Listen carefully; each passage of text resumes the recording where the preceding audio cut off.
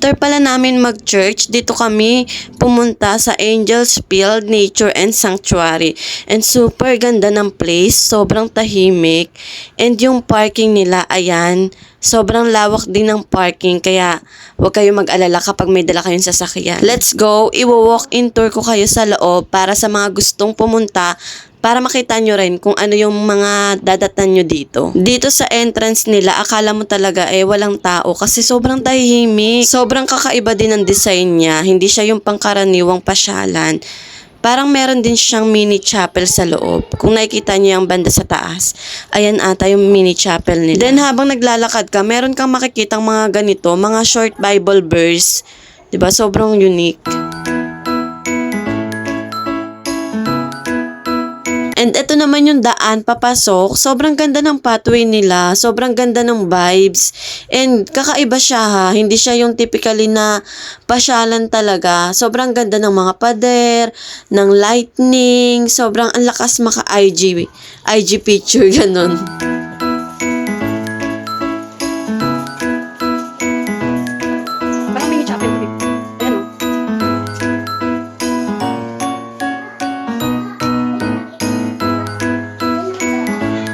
Then, bago ka makapasok sa dining area, may pipil upan muna kayo dito. Saglit lang naman, ilalagay nyo lang kung ilang person kayo lahat and i-assist na kayo kung saang table kayo pwedeng umupo.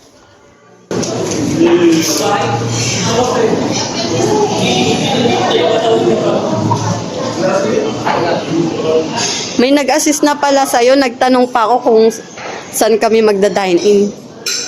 Sige na, umorder ka na. After nga nun, umorder na kami and yung price ng mga menu nila dito medyo pricey pero sulit talaga yung mga food nila kasi sobrang sarap talaga, as in walang tapon. Lahat ng in-order namin sobrang perfect sa panglasa ko. Ayan nga pala yung itsura ng dining area nila. Sobrang tahimik lang din. At malawak din yung place kaya may enjoy mo talaga yung pagkain. After nga namin kumain ay namasyal na kami dito sa open area nila. Ayan, ganyan yung place. Sobrang ganda.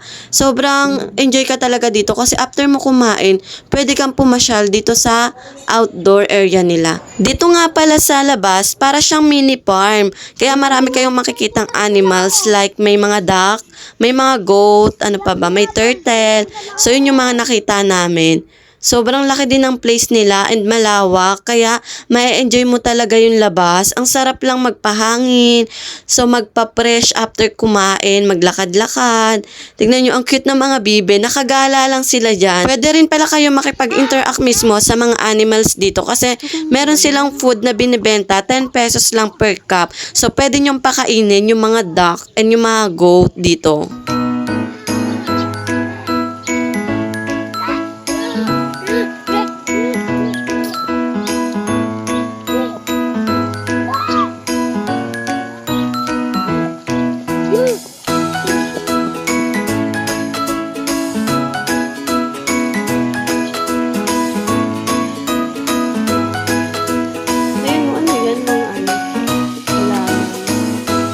Bawal dyan.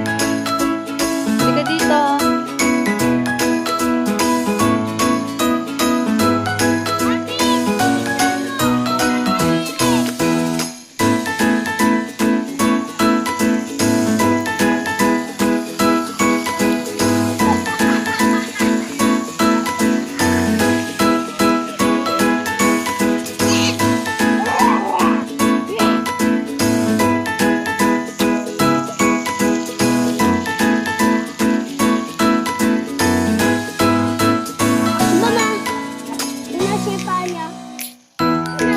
Pipicturean ko kayo nila.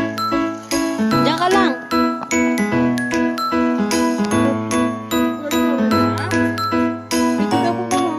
Pwede.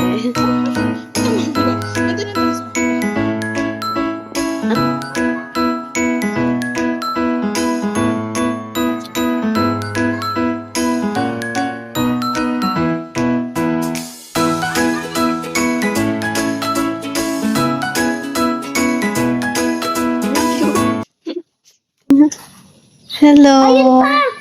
Ang daming turtle. Hello.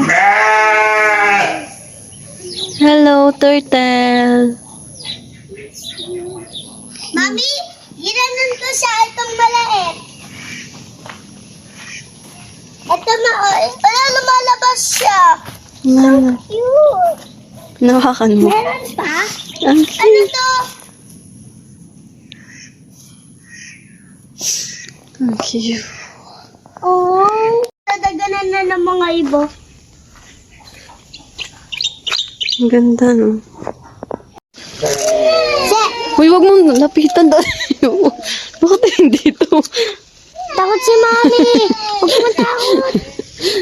Takot si Mami eh. Wow, akala mo hindi ka takot. Oo nga, hindi ako takot. Nangaaway eh, naninigaw. Sigawan mo. Hello, hello. Ako na.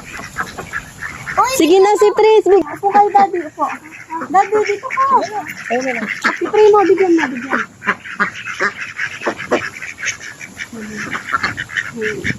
Ay, Diyos ko, kinain ako. Screenshot ko na lang yan. Wow! Uy, hindi ako. Ang dami na lang. Mami. Ang sakit kaya manuka. Oh, hindi na. Daddy, ang sakit manuka. Rima. Tara, doon namin sa may mga turtle. Oo, wala ka ano. Daddy, wag dito. Daddy, wag dito. Daddy, tawagin mo. Daddy. Me. Nakikita nga niya yung pagdating kay Prince yung lagaya.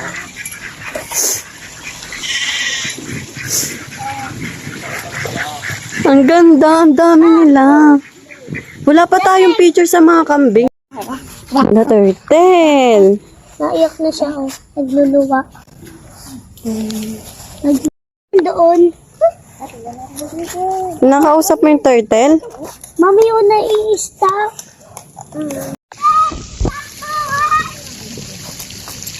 Ang tayo sa mga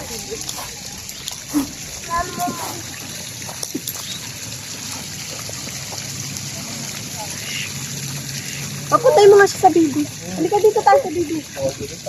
Punta ka nga sa bibi. Tara, punta tayo sa may baby. Halika, pupunta tayo sa baby. Tara.